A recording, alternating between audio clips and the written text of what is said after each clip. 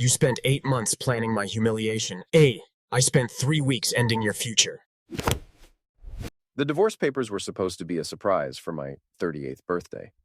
What Elena didn't know was that I'd been expecting them for 3 weeks.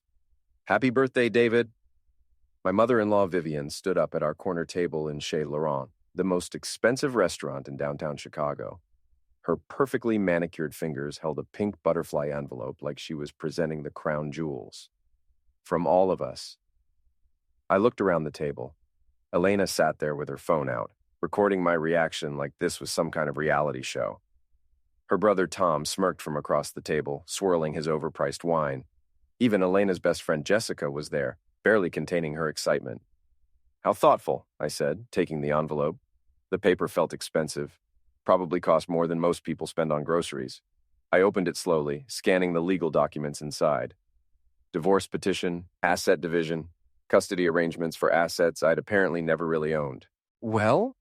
Elena leaned forward, her green eyes sparkling with anticipation. Aren't you going to say something?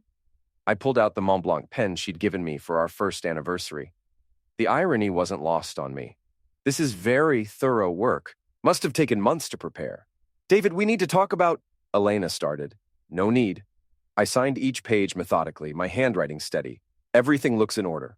The table went quiet. This wasn't the reaction they'd expected. Tom stopped smirking. Jessica put down her phone. Even Vivian looked confused. I stood up, dropped $300 bills on the table, enough to cover everyone's meals and a generous tip, and tucked the signed papers back into the pink envelope.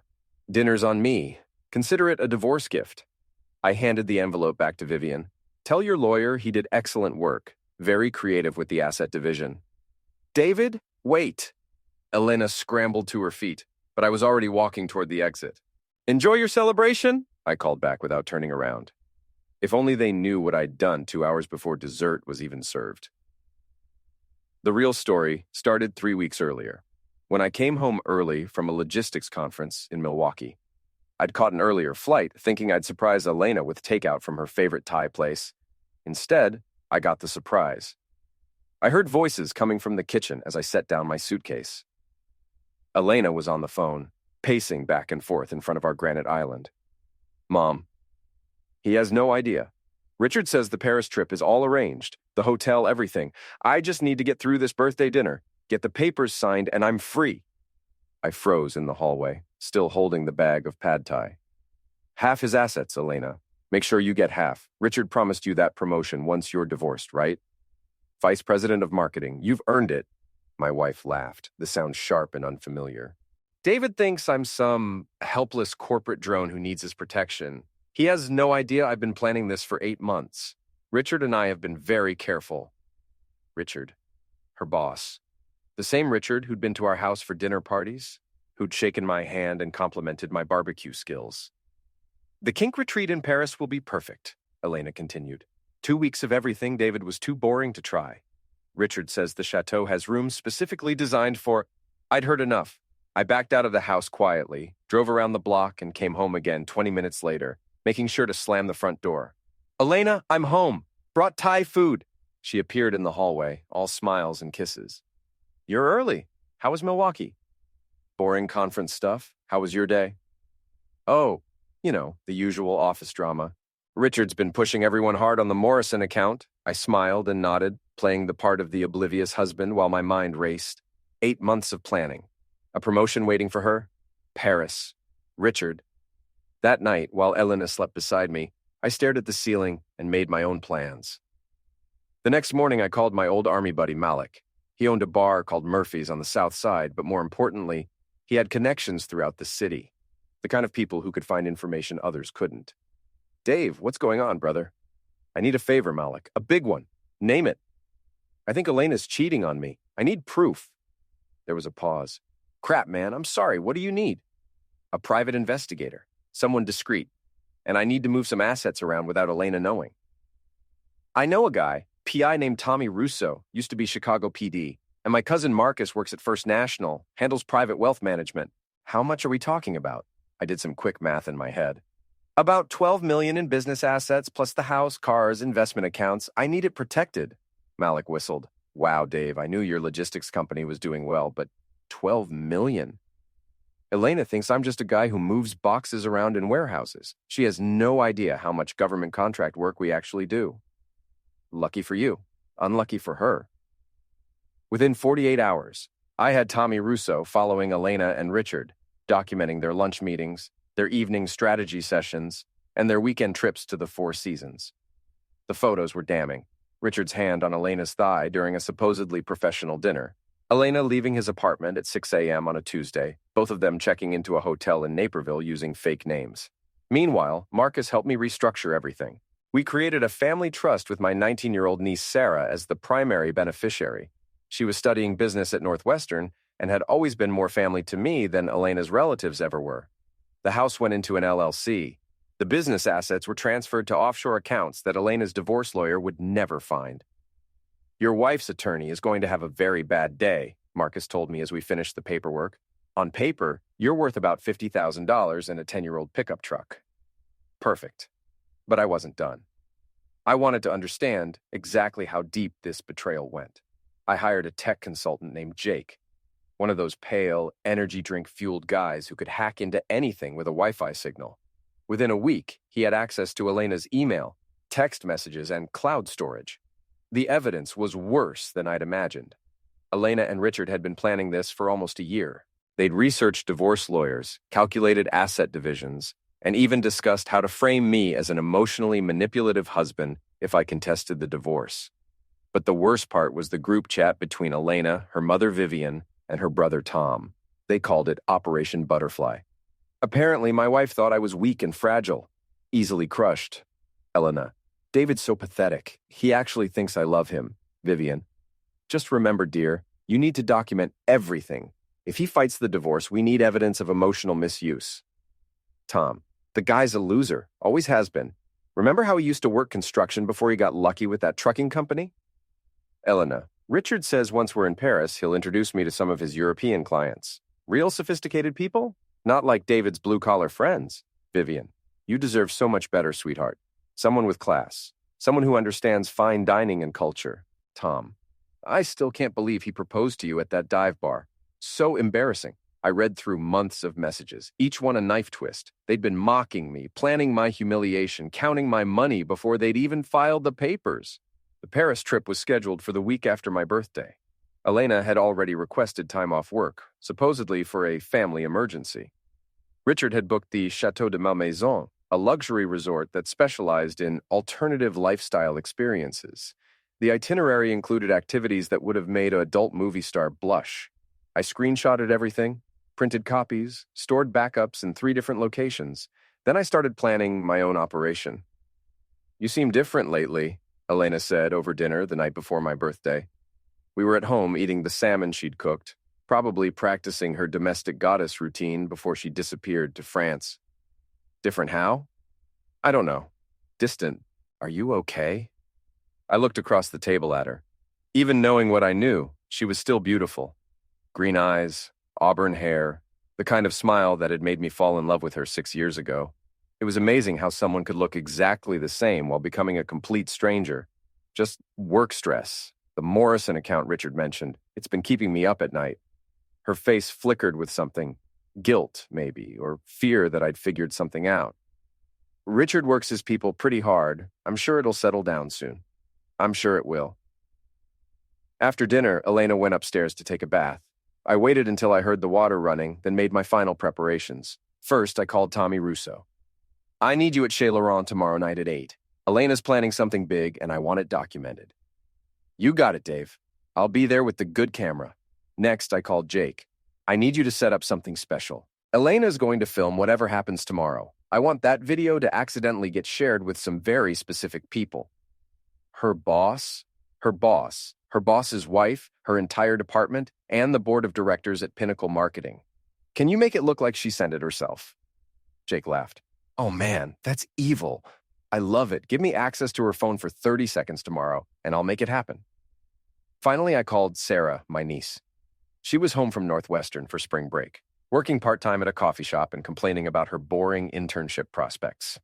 "Uncle Dave, what's up? How would you like a real job? Something with actual responsibility and a salary that'll pay off your student loans?" Are you serious? Doing what? Running a logistics company. 12 million in annual revenue, contracts with the Department of Defense, offices in 6 states. Interested? There was a long pause. Uncle Dave, are you okay? Did something happen? Something's about to happen. But first, I need you to do me a favor.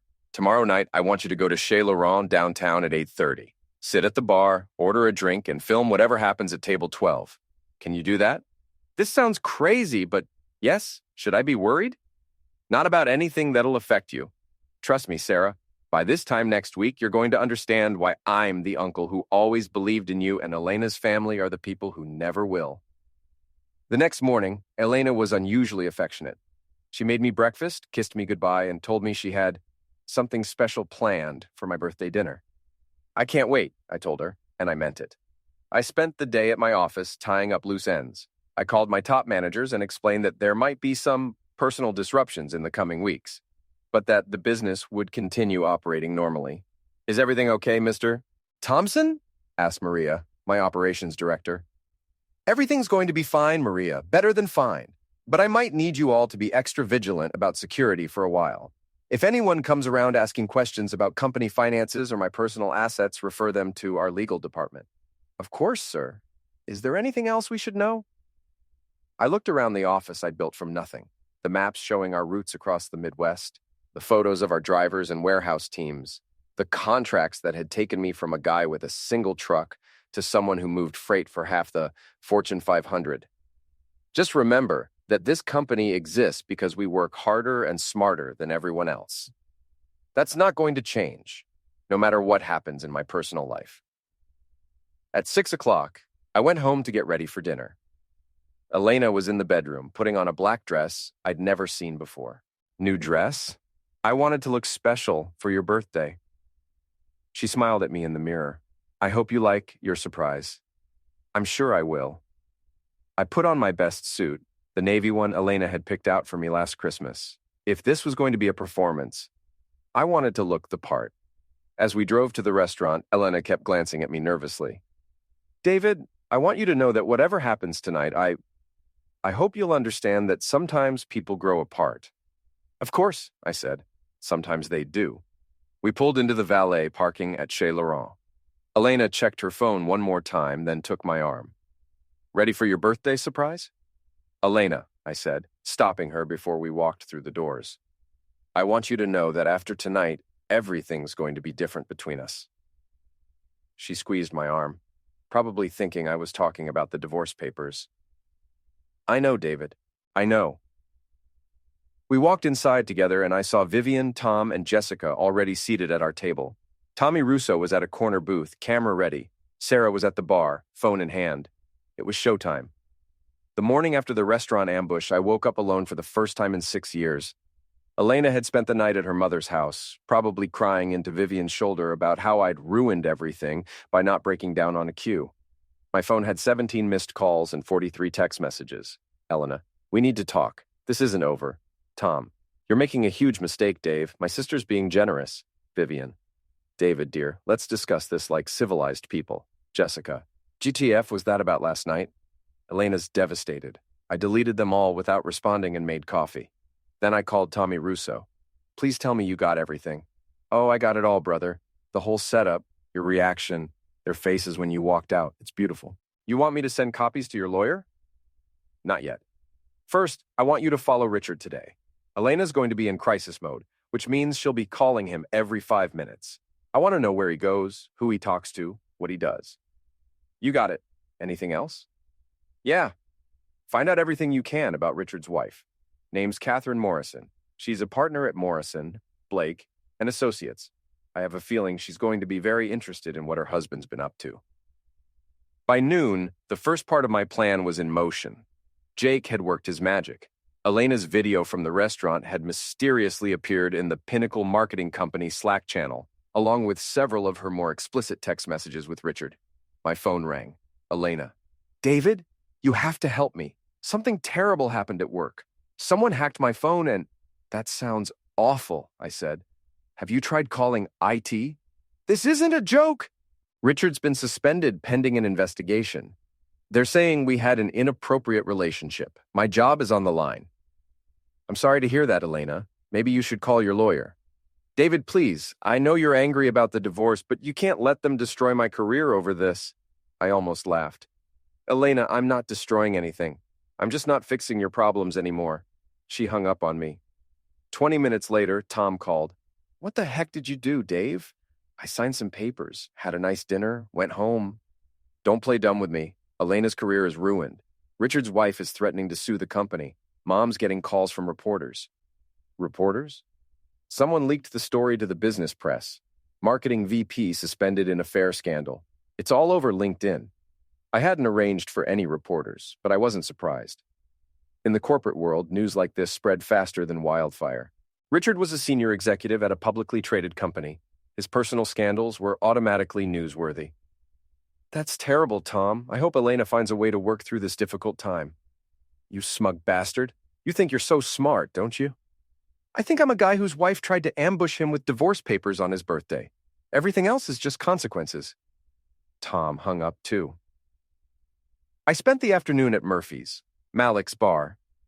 It was the kind of place where construction workers and truck drivers came to drink beer and watch sports. My people, the ones Elena's family had always looked down on. So, how'd it go last night? Malik asked, sliding me a beer. Exactly like we planned. Elena's in full panic mode. Richard's suspended. Vivian's dealing with reporters. And the assets? Safe and sound. Elena's lawyer is going to discover that her soon-to-be ex-husband is worth about as much as that bar stool. Malik laughed. You evil genius. What's next? Phase 2. I'm going to pay Richard a visit. Need backup? Not yet, but stay close to your phone. I found Richard at his usual lunch spot, an upscale bistro near Pinnacle's downtown office. He was sitting alone at a corner table, looking like a man whose world was falling apart. His usually perfect hair was disheveled, his expensive suit wrinkled. I sat down across from him without being invited. Hello, Richard. He looked up startled. David, what are you doing here? Having lunch. Mind if I join you? Actually, I do mind. This isn't a good time. I imagine not.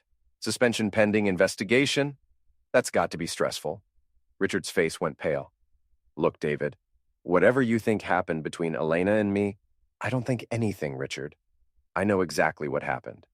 I know about the hotel rooms, the Paris trip, the kink retreat at Chateau de Malmaison. I know about the 8 months of planning, the fake names, the promotion you promised Elena after the divorce. He stared at me like I'd just spoken in ancient Greek. How could you possibly... You're not as clever as you think you are. Neither is my wife. Richard tried to stand up, but I put my hand on his arm. Not threatening, just firm. Sit down, Richard.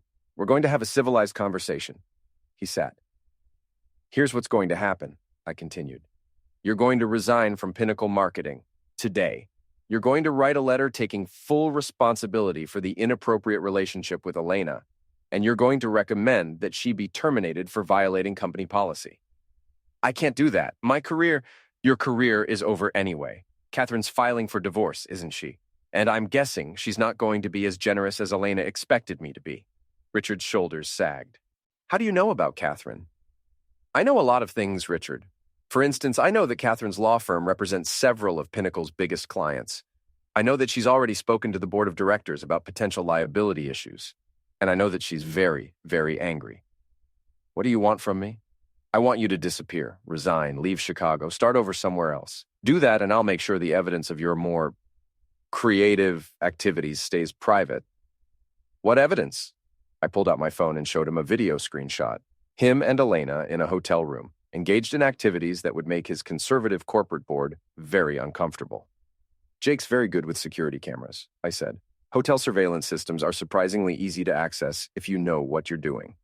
Richard stared at the image, his face cycling through shock, horror, and resignation. You've destroyed my life. No, Richard.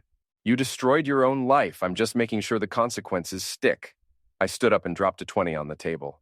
Enjoy your lunch. And Richard, stay away from my wife. She's about to have enough problems without you making them worse. Elena showed up at my office the next morning, looking like she hadn't slept in days. Her usually perfect makeup was smudged, her hair pulled back in a messy ponytail. She pushed past my receptionist and burst into my office without knocking. David, we need to talk, now. I looked up from my computer, where I'd been reviewing shipping manifests for our Defense Department contracts. Elena, this is unexpected. Richard resigned yesterday. Just walked out of the office and never came back. His wife is threatening to sue me personally for alienation of affection. That sounds complicated. Don't give me that innocent act. She slammed her hands on my desk. I know you did something. The video leak, the reporters, Richard's sudden departure, this has your fingerprints all over it. I leaned back in my chair. Elena, I'm a logistics coordinator. I move freight from point A to point B. I don't have the skills or connections to orchestrate some elaborate corporate conspiracy. Bees, you're not the simple blue-collar guy you pretend to be. What makes you say that? She gestured around my office, the mahogany desk, the leather chairs, the wall of awards and contracts. This, David, all of this. I've been married to you for 6 years, and I never really looked at what you built here. Maybe you should have. Richard told me you threatened him. He said you had videos, evidence of things that could destroy his reputation. Richard says a lot of things. Most of them are lies. Elena started pacing back and forth in front of my desk. My lawyer can't find half your assets. The house is owned by some LLC I've never heard of. Your business accounts are showing almost nothing. What did you do? I protected myself. From what? From you, Elena. From your mother, your brother, your whole family. From people who thought I was too stupid to see what was coming. She stopped pacing and stared at me. You knew. You knew about the divorce papers before the dinner. I knew about a lot of things. How long? 3 weeks. Since the night I came home early and heard you on the phone with Vivian, planning your escape to Paris with Richard. Elena's face crumpled. For a moment, she looked like the woman I'd fallen in love with. Vulnerable, uncertain, human. David, I can explain. No need. You explained everything in your text messages. The group chat with your family was particularly illuminating. Operation Butterfly? Very creative name. She sat down heavily in one of my guest chairs. You read our messages? I read everything, Elena. Every email, every text, every hotel reservation. I know about the kink retreat, the promotion Richard promised you, the way you and your family laughed about my blue-collar friends and my pathetic marriage proposal. We were just venting. People say things they don't mean when they're frustrated. For 8 months? Elena was quiet for a long moment. When she spoke again, her voice was small and defeated. What happens now? Now you figure out how to rebuild your life without Richard's promotion, without half my assets, and without the safety net you thought you had. David, please. I know I hurt you, but we can work through this. We can go to counseling, start over. Elena, stop. I stood up and walked to the window overlooking the warehouse floor. Below, my employees were loading trucks, moving freight, doing honest work for honest pay. You don't want to work through anything. You want me to fix the mess you made. That's not true. It is true. You're not here because you love me or because you want to save our marriage. You're here because Richard abandoned you. Your job is in jeopardy, and you're realizing that divorce isn't going to be the financial windfall you expected. I turned back to face her. But here's the thing, Elena. I'm not your safety net anymore. I'm not the guy who's going to solve your problems and clean up your mistakes. You wanted independence? Congratulations. You got it. Elena started crying. Real tears, not the manipulative kind she used to get her way. I don't know what to do. Catherine Morrison is threatening to destroy me. The company's talking about termination. Mom's freaking out because reporters are calling the house. That sounds really difficult. David, please. I'll sign a post-nup. Give up any claim to your business assets. We can start fresh. I walked back to my desk and sat down. Elena, do you remember our third date? We went to that little Italian place on Clark Street. What does that have to do with anything? You asked me what I wanted out of life. Do you remember what I said? She shook her head. I said I wanted to build something that mattered, something that would last. And I wanted to do it with someone who believed in me, who saw my potential even when I was just a guy with a truck and a dream. I did believe in you. No, Elena. You believed in what I could provide for you. There's a difference. I opened my desk drawer and pulled out a folder. These are the final divorce papers. I've already signed them. The settlement is very simple. You get the car you drive, your personal belongings, and $50,000. I get everything else. $50,000? David, that's not even enough for a down payment on an apartment.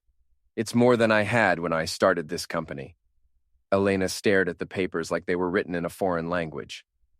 This can't be legal. I'm entitled to half of everything. You're entitled to half of what I owned when we got married. Unfortunately for you, I've restructured my assets considerably since then. You can't do this to me. Elena, I'm not doing anything to you. I'm just not doing anything for you anymore. She stood up, her sadness transforming back into anger. You think you're so smart, don't you? You think you've won some kind of game? This isn't a game, Elena. This is my life, the life you tried to steal from me. I'll fight this. I'll hire the best lawyer in Chicago. With what money? Richard's not going to help you.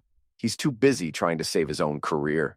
Your mother's assets are tied up in that real estate investment that's been losing money for 2 years. And Tom? Well, Tom's never been particularly successful at anything, has he? Elena's face went white. How do you know about Mom's real estate problems? I told you, Elena. I know everything. She grabbed the divorce papers and headed for the door. This isn't over, David.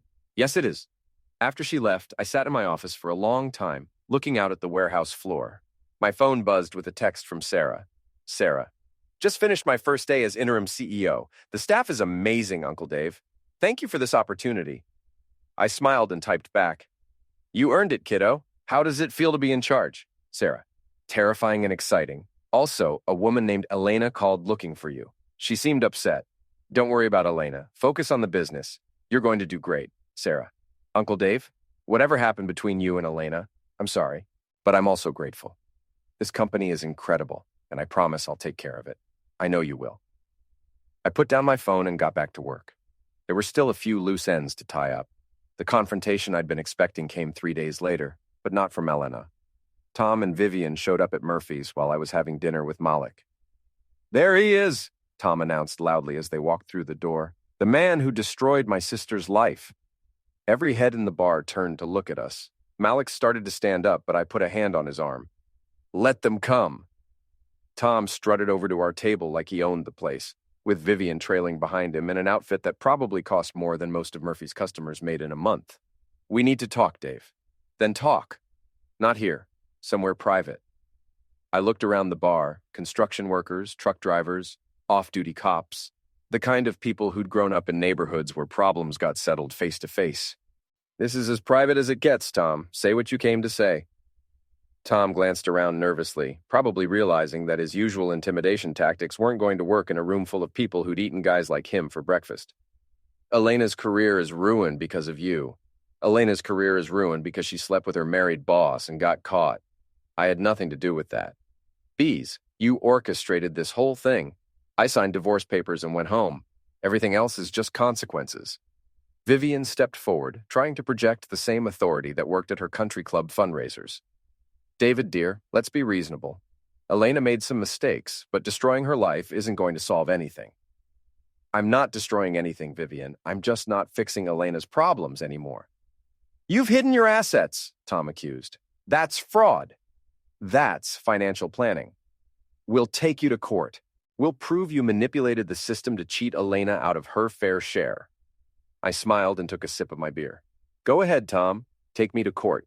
Bring your lawyers, bring your evidence, bring your righteous indignation. But before you do, ask yourself one question. Do you really want this fight? What's that supposed to mean?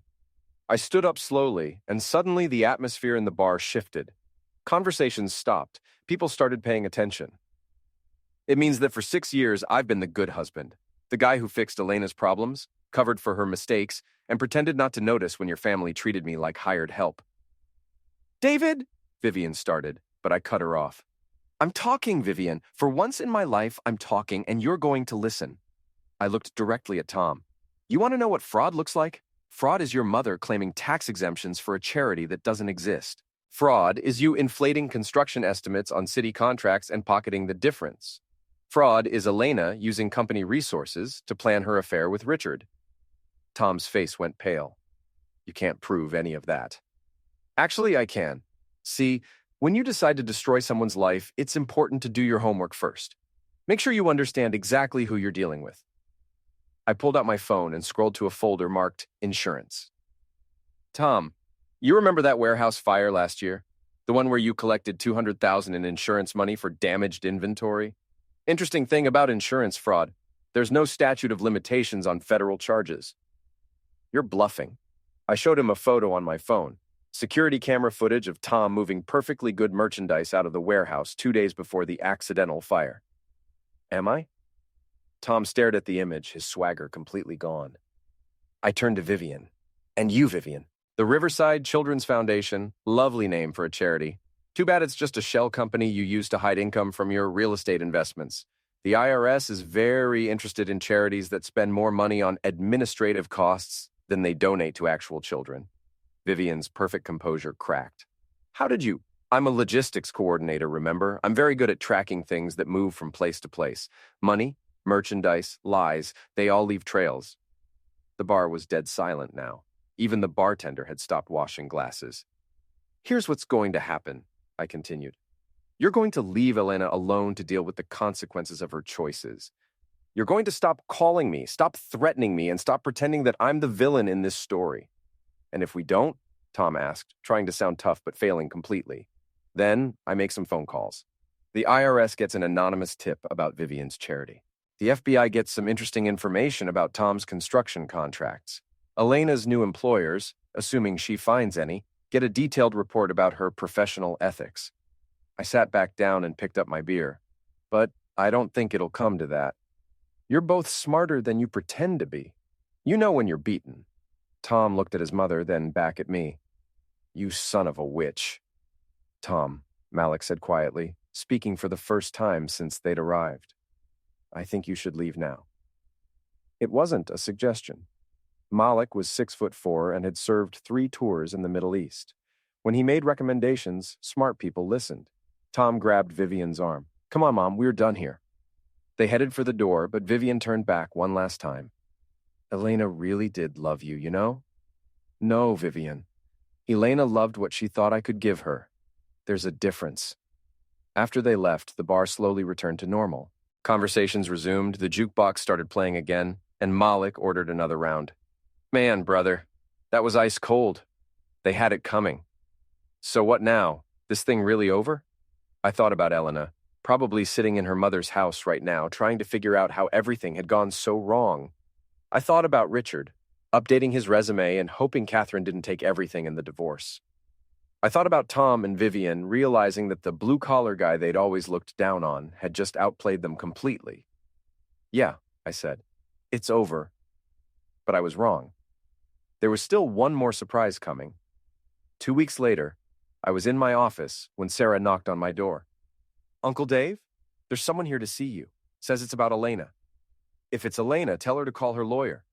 It's not Elena. It's a woman named Catherine Morrison. I looked up from my desk. Catherine Morrison, Richard's soon-to-be ex-wife, the high-powered attorney who'd been threatening to sue everyone involved in her husband's affair. Send her in. Catherine Morrison was not what I'd expected. She was probably 50, with silver hair and the kind of understated elegance that came from old money and Ivy League education. She wore a simple black suit that probably cost more than most people's cars, but she carried herself like someone who'd earned every dollar. Mr. Thompson, thank you for seeing me. Mrs. Morrison, please, sit down. Can I offer you coffee? That's very kind, but I won't be staying long. She sat across from my desk and crossed her legs. I wanted to thank you. Thank me? For exposing my husband's affair. I know it wasn't your intention to help me, but you did. I studied her face, trying to read her expression. I'm sorry about your marriage. Catherine laughed, a sharp, bitter sound. Don't be. Richard and I have been finished for years. I just needed proof of his infidelity to protect my assets in the divorce. And now you have it. Oh, I have much more than that. You see, Mr. Thompson, I've been investigating Richard's business activities for quite some time. Your wife wasn't his first affair, and she wasn't his first attempt to manipulate company resources for personal gain. She opened her briefcase and pulled out a thick folder. Richard has been embezzling from Pinnacle Marketing for 3 years. Small amounts, carefully hidden, but consistent. He used company accounts to pay for hotel rooms, restaurant bills, gifts for his various mistresses. Elena received over $40,000 in consulting fees for work she never performed. I felt a chill run down my spine. Are you saying Elena was involved in embezzlement? I'm saying Elena was the beneficiary of embezzlement, whether she knew it or not. And that makes her legally liable for the stolen funds. Catherine slid the folder across my desk. I'm filing criminal charges against Richard tomorrow. Elena will be named as an accessory. She's looking at serious jail time, Mr. Thompson. I opened the folder and scanned the financial records. Bank transfers, forged invoices, credit card statements, it was all there, documented in excruciating detail. Why are you telling me this? Because I have a proposition for you. I'm listening. I can make the charges against Elena disappear. All of them. She walks away clean, starts over somewhere else, and never bothers you again. What do you want in return? Catherine smiled, the first genuine expression I'd seen from her. I want you to help me destroy Richard completely. I thought you said you were already filing criminal charges. Criminal charges are just the beginning. Richard has been stealing from his clients, manipulating stock prices, and using insider information to make illegal trades. But proving all of that requires resources I don't have. What kind of resources? Your kind of resources. You have connections in logistics, shipping, transportation. Richard's been using those industries to hide money and move assets. I need someone who understands how that world works. I leaned back in my chair, processing what she was telling me. You want me to help you build a case against Richard in exchange for protecting Elena. Exactly. And if I refuse? Then Elena goes to prison for accessory to embezzlement, and Richard gets away with stealing millions of dollars from people who trusted him. I looked at the financial records again. Elena's name was all over them. Consulting payments, expense reimbursements, even a company credit card she'd used for personal purchases. How long would Elena be looking at? 5 to 10 years, assuming she cooperates with the investigation. More if she doesn't. The room was quiet except for the sound of trucks moving in the warehouse below. I thought about Elena, probably still living with her mother, still hoping that somehow this would all blow over and she could rebuild her life. What exactly would you need from me?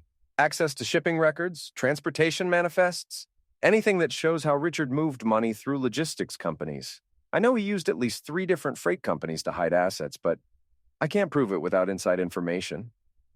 And in exchange, Elena walks away clean? Elena disappears. New city, new name if necessary, clean background check. She gets a chance to start over, but she never contacts you again. I stood up and walked to the window. Below, Sarah was talking to one of our drivers, pointing at a clipboard and laughing at something he'd said. She'd been running the company for 2 weeks and was already more popular with the staff than I'd ever been. There's one more thing I want, I said without turning around. Name it. I want Elena to know that I'm the one who saved her from prison. I want her to understand that after everything she did to me, I'm still the one who protected her when it mattered. That seems unnecessarily cruel. I turned back to face Catherine. Mrs. Morrison, your husband and my wife tried to destroy my life for their own entertainment. They laughed about it, planned it, celebrated it. A little cruelty seems appropriate. Catherine considered this for a moment, then nodded. Agreed. I'll make sure Elena understands exactly who saved her from federal prison. Then we have a deal. She stood up and extended her hand. Pleasure doing business with you, Mr. Thompson. Likewise, Mrs. Morrison. After she left, I sat in my office for a long time staring at the financial records. Elena had been more involved in Richard's schemes than I'd realized. She hadn't just cheated on me. She'd been stealing from his company, taking money that didn't belong to her, building her escape plan with stolen funds. But she was still my wife. For a few more weeks anyway, until the divorce was finalized. And despite everything she'd done, I wasn't going to let her go to prison. I picked up my phone and called Tommy Russo. Tommy, I need you to dig up everything you can find on Richard Morrison's business dealings. Focus on shipping companies, freight brokers, anything involving transportation. This related to your divorce? This is related to making sure the right people pay for their crimes. 3 days later, I had everything Catherine needed. Richard had been using a network of shell companies to move embezzled funds through fake shipping contracts. He'd stolen over $2 million from Pinnacle Marketing and its clients, hidden the money in offshore accounts, and planned to disappear to the Cayman Islands after Elena's divorce was finalized. I delivered the evidence to Catherine personally. This is excellent work, Mr. Thompson. The FBI will have everything they need to freeze Richard's assets and extradite him if he tries to run. And Elena? Elena will receive a visit from federal agents tomorrow morning. They'll explain that she's been cleared of all charges due to cooperation from a confidential informant. They'll also explain that she needs to leave Chicago immediately and never return. Perfect. There is one more thing, Mr. Thompson. Yes? Elena will probably try to contact you after she learns about this. She'll want to thank you or apologize or try to reconcile. I strongly advise against any communication with her. Don't worry, Mrs. Morrison. After tomorrow, Elena and I will never speak again. But I was wrong about that too. Elena called me at 6 in the morning, 3 days after the FBI agents had visited her. David, please, I need to see you. Just once. I need to explain. There's nothing to explain, Elena. There's everything to explain. I know what you did for me. I know you saved me from prison. I was silent for a long moment. How did you find out? Agent Martinez told me that a confidential informant had provided evidence clearing me of criminal liability. It wasn't hard to figure out who that was. Elena, please, David, one conversation, face to face. Then I'll disappear like they told me to, and you'll never see me again. Against my better judgment, I agreed to meet her at Millennium Park. Neutral ground, public place, somewhere she couldn't make a scene. She was waiting by the bean when I arrived, sitting on a bench with a suitcase beside her. She looked smaller than I remembered, fragile in a way that made her seem younger. Thank you for coming. I sat down next to her, maintaining careful distance. You said you wanted to explain something. I wanted to explain everything. The affair, the divorce papers, the way I treated you, all of it. Elena, I don't need explanations. I need closure. Then let me give you closure. She turned to face me, and I could see that she'd been crying. David, I was never good enough for you. What? I was never good enough for you, and I knew it from the beginning. You were this incredible man who built something amazing from nothing, and I was just a corporate drone who got lucky when you fell in love with me. I stared at her, completely caught off guard. Elena, that's not... It is true. You deserved someone who believed in you, who supported your dreams, who saw your potential. Instead, you got me. Someone who was so insecure about not being worthy of you that I convinced myself you weren't worthy of me. She wiped her eyes with a tissue. The affair with Richard, the divorce plans, the way my family treated you, it was all because I was terrified that someday you'd realize you could do better than me. So, you decided to leave first. I decided to hurt you before you could hurt me. I decided to take what I could and run before you figured out what a mistake you'd made. We sat in silence for a while, watching tourists take pictures with the sculpture. Elena, do you know what the worst part was? Tell me. It wasn't the affair. It wasn't even the divorce papers on my birthday. It was the group chat with your family, where you called me pathetic and laughed about our engagement. Elena closed her eyes. I know. I've read those messages 100 times since this all started. I don't know who that person was, David. I don't know how I became someone who could say those things about the man I married. You became someone who was afraid. Yes, I was afraid of not being enough, so I became less than nothing. She stood up and picked up her suitcase. I'm moving to Portland. I have a friend there who says she can help me find work. Nothing glamorous, but it's a start. That sounds good, Elena. I hope it works out. David, I need you to know something. When I said I loved you, I meant it. I was just too scared and selfish to love you the way you deserved. I know. And I need you to know that what you did for me, saving me from prison, giving me a chance to start over, it's more than I deserved, more than I had any right to expect. Everyone deserves a second chance, Elena. She leaned down and kissed my forehead, a gesture so gentle and sad that it almost broke my heart. Be happy, David. Find someone who sees what I was too blind to see. Find someone who deserves you. Take care of yourself, Elena. I will. And David, thank you for everything. For loving me when I couldn't love myself. For protecting me when I didn't deserve protection. For being the man I always knew you were but was too afraid to admit. She walked away without looking back, pulling her suitcase behind her across the park. I watched until she disappeared into the crowd, then sat alone on the bench for another hour, thinking about the last 6 years of my life. When I finally got up to leave, I felt something I hadn't expected. Peace. Elena was right about one thing. I did deserve someone who saw my potential, who believed in my dreams, who loved me for who I was rather than what I could provide. And someday, I'd find that person. But first, I had a company to run and a life to rebuild. I walked back to my car and drove to the office, where Sarah was waiting with quarterly reports and a smile that reminded me why family is about more than just shared DNA. How did it go, Uncle Dave? It went exactly the way it needed to go. Are you okay? I'm better than okay, Sarah. I'm free. Epilogue, 6 months later. The wedding invitation arrived on a Tuesday morning, addressed in Elena's careful handwriting. She was marrying a man named Michael Chen, a social worker she'd met at a community center in Portland. The invitation was simple, elegant, and included a handwritten note. David, I wanted you to know that I found someone who helps me be the person I always wanted to be. Thank you for giving me the chance to become her. I hope you find the same happiness. Elena. I showed the invitation to Sarah, who was now officially the CEO of Thompson Logistics and had increased our revenue by 30% in 6 months. Are you going to go? No, but I'm glad she found someone. Are you really? I thought about it for a moment. Yeah, I really am. Elena was never evil, Sarah. She was just scared and selfish. Everyone deserves a chance to be better than their worst moment. Even after everything she put you through? Especially after everything she put me through. Holding on to anger would just make me into someone I don't want to be. Sarah smiled and handed me another envelope. Speaking of people becoming better versions of themselves, this came for you too. It was a letter from Catherine Morrison, written on law firm letterhead. David, Richard was sentenced to 8 years in federal prison yesterday. He'll serve at least 6, and he'll never work in finance again. Justice served. I thought you'd want to know. Also, I've started dating a very nice man who owns a construction company. Turns out I have a thing for self-made men with calloused hands. Who knew? Thank you for everything. Thank you for Catherine. I laughed and filed both letters in my desk drawer. Uncle Dave? Yeah? There's someone here to see you. Says she's interested in our new West Coast expansion. Send her in. The woman who walked into my office was about 35, with dark hair and intelligent brown eyes. She wore jeans and a blazer.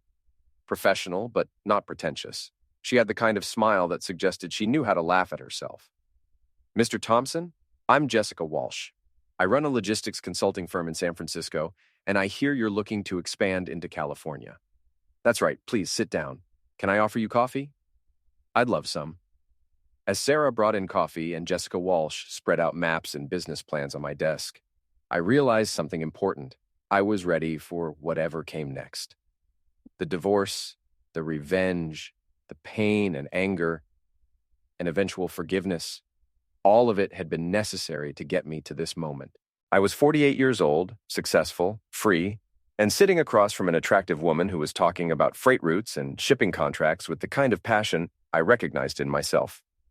Mr. Thompson, are you listening? Sorry, I was just thinking about timing. Timing?